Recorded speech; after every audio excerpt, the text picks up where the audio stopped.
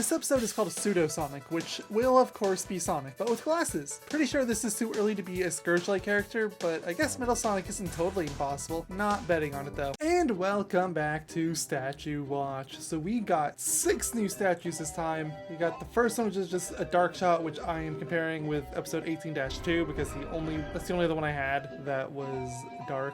22-2, which is so small and fuzzy, that's the best image I could get of it. Funny enough, I think 22-3 and 22-6 are probably the best comparisons for each other that I have compared to all of my statues, so I'm giving them a free pass. 22-5 is just another generic Robotnik statue, high quality. I used 11-1 as my comparison shot. Then the big one in the middle of the screen that I'm sure you all noticed right away, 22-4. I could not get this entire thing in one picture. I went for as much as I could get, and I got most of the body, although it did actually have its legs drawn too. It's just that it had a panning shot. 18-6 is the best comparison I had to this, but there's very rarely like the panning shot types like this, so gonna have to make do with that. Anyway, back to the review. We begin on a dark and stormy night as Robotnik unveils, oh snap, I guess we are getting Metal Sonic in a sense. It's called Pseudo Sonic, that's the episode title. Thanks for making it obvious after last episode, I can't take that for granted anymore. But it needs a pilot, so Robotnik brings in a lab rat named Lawrence to do so.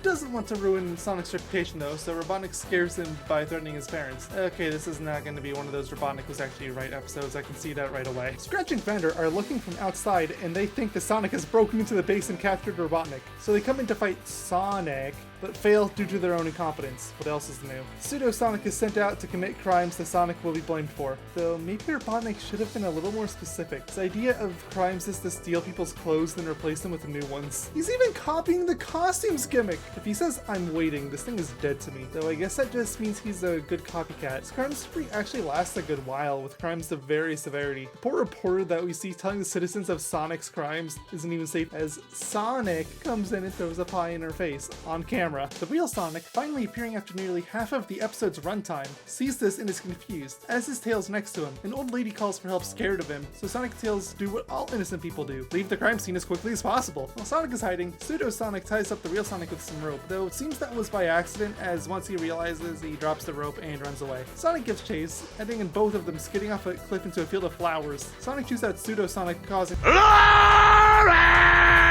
like last time I played that, I swear, to hop out of the robot, pleading and explaining his circumstances. Sonic forgives him, but oh no, the flower field they land in is called Poison Flower Valley. The access name is Poison Ivy. Commence the scratching. They itch so bad that they inflate into balloons. Don't ask. Tails brings them into a small hut where they are told to rest off the itch, which they do because, yeah.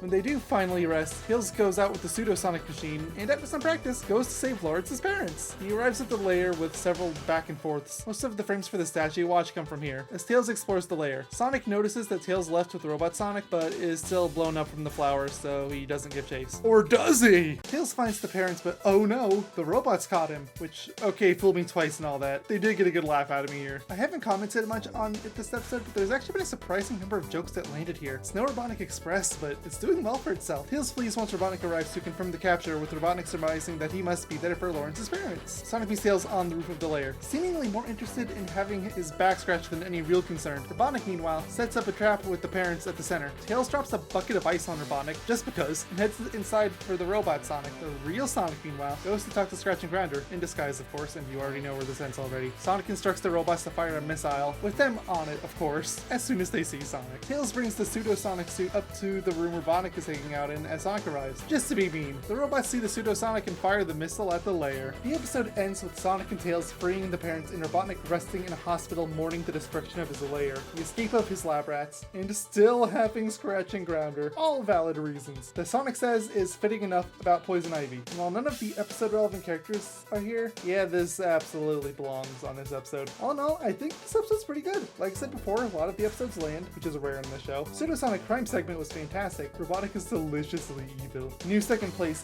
easy. Until next time, take care, stay safe, have a good one. Bye-bye.